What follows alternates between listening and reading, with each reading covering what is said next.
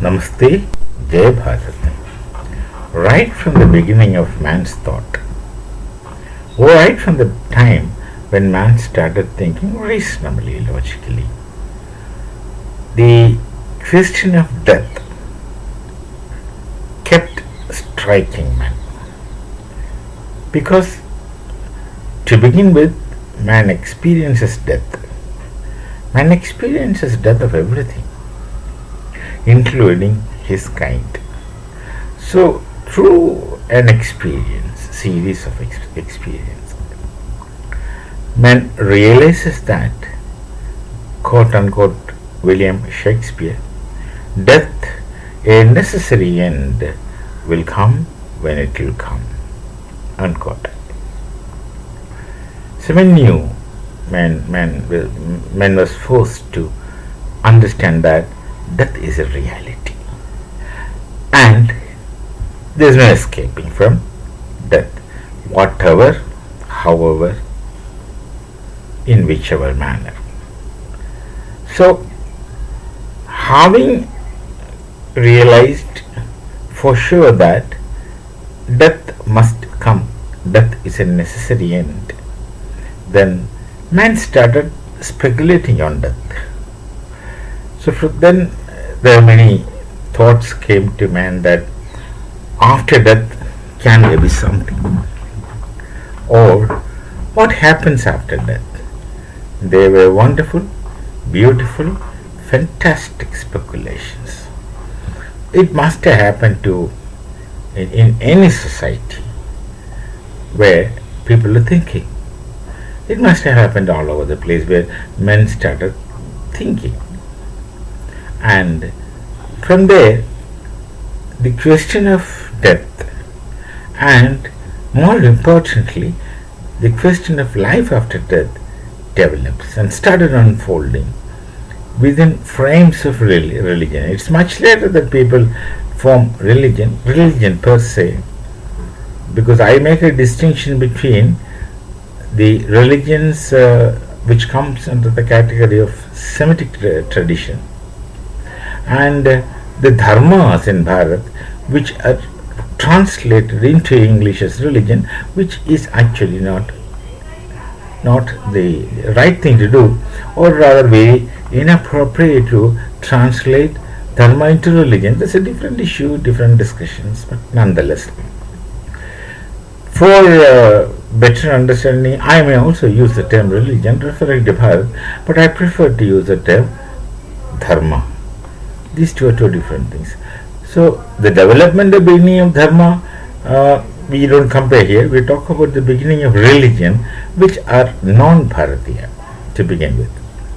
So, the Semitic tradition, primarily three religions, obviously Judaism, the mother of their tradition, and then of course comes Christianity, structured more, and Islam, violently structured. So, with the coming of religions, people started speculating on what shall happen after death, or something like life after death, and that is what I would like to talk. The Semitic traditions, Christianity and Islam in particular, gives hopes to people that this death is not real. After death, you will have another life. That's very soothing on imagination. It's very soothing and comforting on man's imagination that this death, nothing really ends. There are things even beyond death or after death. There is some kind of continuation. And this soothes the imagination of man, not only in his personal case that he has to die one day, but also of the nearby one's departure. Now, it's very hard to take that someone who has been so close to you, so near to you, whom you wanted to be with you, is no more, and then you can't have anything to do with him. No, but the promises of life after death removes all these things to a real great extent. Then subsequently, when religions came to get established, the authority of religion started drawing or deriving power to control the people and maintain the control over people, to get them a disciplined lot under the religious control, started using the life after death as a very important ingredient, or actually very important factor to control. Then comes these two important things: promises of rewards after death, and actually more importantly, fear of punishments after death, or in a life after death. Now, if you go by these norms, then there are rewards awaiting for you once you die. And if you do not follow these things, then there are very severe, very brutal punishments which people could imagine those days awaits you once you die. So, life after death is filled with both promises and rewards. Now, who would like to promises of punishments and rewards? Now, which human being will volunteer for any kind of punishment? All human beings, maybe including the Stoics, would want comfort at some level, in some manner, after death, at least after death, because it's a principle, like Buddha said, is correct. It's a principle which is by and large correct, that life has its own struggles. Life has its own struggles. Life has its own discomforts and pains, which does not make life full of suffering, like Buddha said. Buddha's first noble truth is that life is full of suffering. Sarvam dukkhamasti. That's what he speaks in Sanskrit. But then that's too much of a statement. That's too much of a statement that life is full of suffering. Practically, life is mixture of both. So life is not full of suffering, but life has more sufferings, now possibilities, but there are happiness, there are elements of happiness, there are elements of comfort. No, all these things are there. It's not a watertight compartment. Pain and pleasure, suffering and comfort, they are not watertight compartments. They always come and go together, rather. So, struggle is life, it's really a matter of fact that there are struggles in life, there are difficulties in life, but not only difficulties, that's besides the point. Now, everything is there, but let's focus on the struggle. So what strikes you most in life is negativity. Positive things hardly comes in front of you, but negativity strikes you with vivacity and strength. So it's easy for one to say that life has got all these miseries, so life is miserable. It's easy for one to prove to anyone that life is full of suffering. And once this is the case, you still have to continue, because the promise comes that after life there is a situation, there is a situation, or there shall be a situation where you will be comfortable, and only comfortable, no pain. That's a projection of promises. And now the authorities of religion, they wanted to maintain people, so they also introduced punishments, threats, which instills fear in the minds of people. From there, the expression God fearing becomes a noble thing. From there, the expression God fearing is treated as a most noble thing, and people speak with glory that my daughter is a very God fearing, especially when they talk about her getting married. And that is taken as a very positive comment. Then also, now also, and shall continue to be so in future also. So, the threat is the authority, force, which maintains and structures a religion, and this religion has to be structured. The followers of religion, suddenly there comes a lot of followers of religion, must be kept intact together. These all are in the interests of someone who gets benefited out of religion, or who makes lives from religion. Later on, religion is also treated as a polity, borrowing the expression from none other than Dr. Muhammad Iqbal, national poet of Pakistan, treating religion as a polity, which is very dangerous. So the polity people becomes very interested in religion. They will also start using religion to continue domination, continue maintaining, and continue remaining in authorities. All these things are there. So life after death is extensively used for all kinds of ends and purposes by different kinds of people at different times and different places, differently.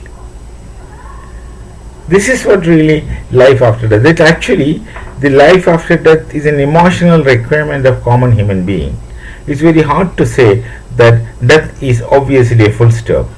So actually, in very practical way, practical existence, by the time suppose one really lives a long, meaningful life, by the time one nears death, he is not bothered of life after death, really. See, if he is a sensible man, he wouldn't really care. There are things that suddenly you wanted to get rid of everything and do not want to long on and continue on. No, you won't want in the real time situation. But then there are these promises of rewards really is very enticing, that would take you, that will make you go on to whatever extent you can go on, or to whatever time you can hang on, cling on, etc., etc. So they have two imagined suppositions, heaven and hell. Now, after death, life is in heaven if you are really obedient, and if you are disobedient and a negative character, then after death life shall be in hell. Many people may not really bother about hell, but the hell concept had been a very strong deterrent factor to human life, from deterring him from committing so many atrocities that would off-balance the society, create disturbances in society. So that really had that positive impact. And heaven rather encourages one to be positive in life, things like etc. Now there is a wrong concept all over the world. The heaven, our Hindu concept, the Bharatiya concept of Swarga is translated into English as heaven, whereas this translation is inappropriate. These two are two different things. I may speak about it later. So this is the question of life after death, which promises you that you will continue to live. Death is not the end of anything. So people are made to believe that death is rather the beginning of things, into a different direction, positive direction, all good direction, etc. That's like imagining the figure of God. Feuerbach says that man creates God in man's own image. He is correct. You create the perfect man, which is taken as God. These things are there. But Swarga is a different concept. We may speak about it later. So this is a situation of life after death, which promises you very soothingly, very comfortingly that things are not going to get over. There is another dimension to it. There is another life that begins with death, and so on and so on and so forth. No one would like to go into the details of a life in Swarga, so life in heaven. Sorry, Swarga is Bharati concept. No one speaks of the details of a life in heaven. Nobody would ask this question. That will not be boring and monotonous. Common sense questions could have been asked, but no one will ask you. People must have asked within themselves. I don't know. But these days explicitly no one is asking. This much I know. This is about religion. Now, we have a greater tradition in the world, the Bharatiya tradition. We have dharmas. The oldest and the greatest of all so-called religions is the Sanatana Dharma, the Hindu Dharma. I have already mentioned the concept of heaven does not exist. There is a concept of Swarga. That is different worlds they speak of. In that context only they speak, there is a Devaloka. And the very term is suggestive, Devaloka. It's a world where the gods and goddesses live. Then there is Naraka. It's a world where the negative characters live. The Daitya, Danava, Rakshasa, Asuras, etc. live. In both places, man has nothing to do with such places. There are different worlds of thought. There are different worlds. That's how they are present. Is there any real life after death in any of the Bharatiya dharmas? That is the Sanatana, which is Hindu, the Jain, the Bauddha, and also the Sikh. There is no heaven, obviously. But is there a life after death? They understand things in a much different, categorically different manner. For that, they have theories. They say you are actually not what you think you are. You are one with the ultimate reality. This is Vedanta. The Upanishads, they teach you this. The ultimate reality, you are one with that. You are really going back to the ultimate reality because you originate from there. Purnat Purnamudichere. From where there you came, and then you will return back there. This is only a period of transition. It's very consistent with the theories of energy and matter in modern physics. Life itself can be understood as a combination of energy and matter. They just get united, then have physical appearances, qualities, properties, attributes, etc. And when they cease to be, all these things will also cease to be. You will go back to the position from where you came into existence. That's a point to think about. Death is a point from where or through which you are going back to a place or a situation or a principle or a place from where you came through birth. So birth, something happened, you don't know. Death, you don't know what's happening. So naturally, life after death should be as good as life before birth. Life after death and life before birth should be one and the same thing. You just happen to be here and will cease to exist. That's a story. But it's very difficult to live with such thoughts. Therefore, there are a lot of stories, lot of rhetorics, lot of fineries, lot of promises, lot of threats, all those things. Other than this, just stop bothering about life after death. This one life itself is too much. You really drag on many times. You suffer, but you also enjoy. But both suffering and enjoyment are kshanika, like momentary, temporary. Nothing is going to last because nothing can last permanently. The only thing that is permanent is, as per the Upanishads, what is ultimately real, which has no shape, no quality, no attributes, etc. Something like pure energy or pure matter, shapeless. So, let's not spend time, waste time in contemplating about living after dying. Till we meet again, Namaste, Jai Bharat and Jai Sri Ram.